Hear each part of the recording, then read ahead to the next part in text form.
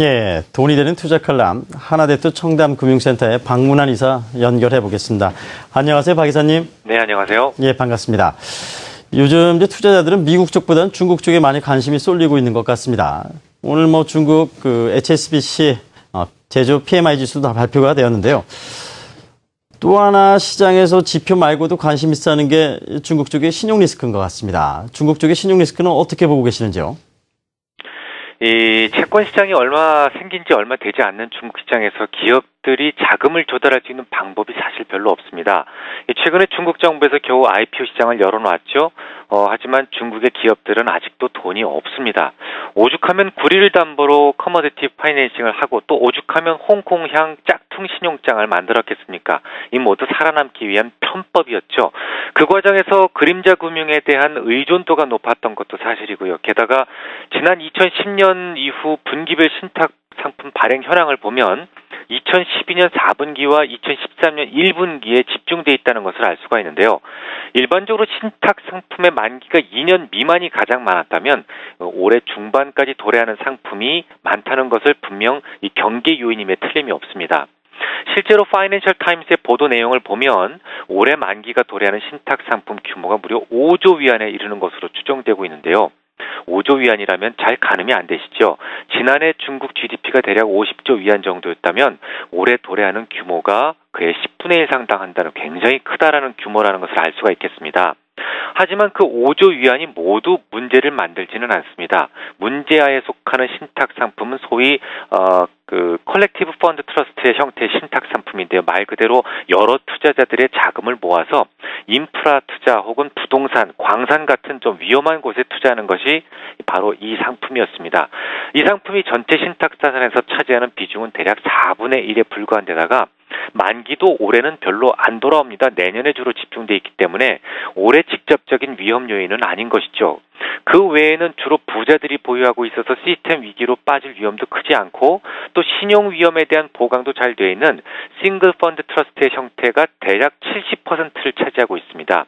위험도가 작은 이들의 만기가 주로 올해 6월 전후로 된다는 것이기 때문에 비록 많은 물량이 집중되어 있지만 6월에 위기에 빠질 가능성은 오히려 작습니다. 정리해보죠. 일단 파이낸셜 타임스의 보도 내용을 모두 신뢰한다면 신탁 자산 상품 올해 안에 돌아오는 것이 5조 위안 안팎이고요. 이들 만기가 주로 6월 전후로 한 40% 정도가 집중되어 있다는 것은 맞습니다. 맞는 것 같습니다. 하지만 이 중에서 위험한 자산은 대략 1조 2,500억 위안에 불과하고 또 이들 만기는 올해보다는 내년에 좀 더 집중되어 있다는 점이죠. 결론적으로 이 중국의 신용 이슈는 내년까지 노이즈를 만들 가능성은 있습니다만 지금 당장 중국의 시스템 위기를 만들지는 않을 것으로 판단되고 있습니다. 네, 미국 얘기를 해보겠습니다. 최근에 미국 쪽에서 발표된 지표를 보게 되면 이 소비가 회복된다는 신호들이 보이는데요. 이 주택 경기를 보게 되면 다소 좀 엇갈리는 것 같습니다. 이를 어떻게 해석해야 될지요? 오늘 아침에도 그랬죠. FHFA 즉 주택금융감독청에서 발표한 주택가격은 상승했는데 기존 주택 지표는 하락한 것이 나왔었습니다.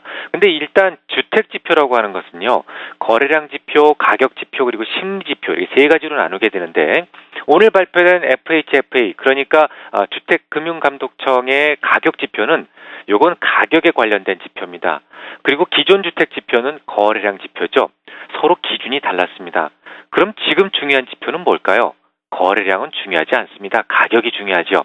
주식도 처음 바닥 찍고 상승 전환될 때는 거래량이 많이 터지죠. 그때는 거래량이 중요합니다. 하지만 어느 정도 올라가면 거래량 중요하지 않습니다. 마찬가지로 부동산 역시 처음 돌아설 때 거래량이 증가합니다. 그때는 거래량이 중요하지만요.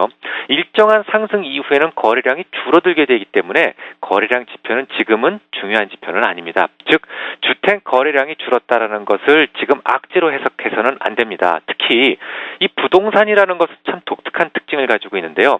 아무리 첩첩산중으로 매물이 쌓여 있다가도 시장에서 일단 가격이 오르네라는 생각이 들게 되면 개눈 감추듯이 매물이 순식간에 사라지는 특성을 가지고 있습니다. 오랜 시간에 걸쳐서 미국 시장 같은 경우 주택 가격이 상승했었기 때문에 시장의 매물이 마르는 현상은 너무도 당연합니다. 또 기존 주택의 중간 가격은 3월달 19만 8,500달러로 조사되었는데요. 이것은 전년 동기 대비 7.9% 증가한 수준이죠. 즉 기존 주택의 거래량만 줄었지 가격은 계속 오르고 있다라는 말이 됩니다. 그러고 보니까 주택가격 상승 역시 대세 상승장이다라는 중요한 단서가 되는데요. 일반적으로 부동산 시장의 파동은 주식시장의 파동보다도 커터시스, 즉 첨도가 뾰족합니다. 좀 쉽게 말씀드리면 주식시장이 이렇게 둥그렇게 올라갔다 내려간다면 부동산 시장은 더 뾰족하게 올라갔다 내려온다는 거죠. 그러니까 주식시장보다 늦게 출발해서 주식시장보다 먼저 하락한다는 특징이 있습니다. 성질이 좀 급하죠. 오늘 새벽에 발표했던 FHFA 그 주택 가격 지표를 보면 간단하게 입증이 되겠습니다. FHFA 주택가격지수는 지난 2007년도 4월 달에 고점을 기록했는데요. 지금은 그 고점 대비 약 7.6% 아직도 낮습니다. 종합주가지수는 미국의 종합주가지수는 전고점을 여러 번 경신하면서 나가고 있지만 이 주택과 관련된 것은 아직까지도 전고점조차도 버티지 못했다는 것이죠. 하지만 여러분들 잘 아시다시피 주식시장은 그러니까 2007년도 4월보다도 훨씬 더 이후에 그러니까 7개월 정도 있다가 고점을 맞았습니다. 그러니까 부동산이 먼저 꺾인 다음에 주식시장이 고점이 온다는 점을 기억해 주십시오. 그럼 답이 나오죠. 오늘 새벽에 발표됐던 주택지표는 모두 가격이 오르는 것으로 나왔는데요. 부동산 가격이 계속 오르고 있다면 당연히 주식시장도 더 가야 됩니다.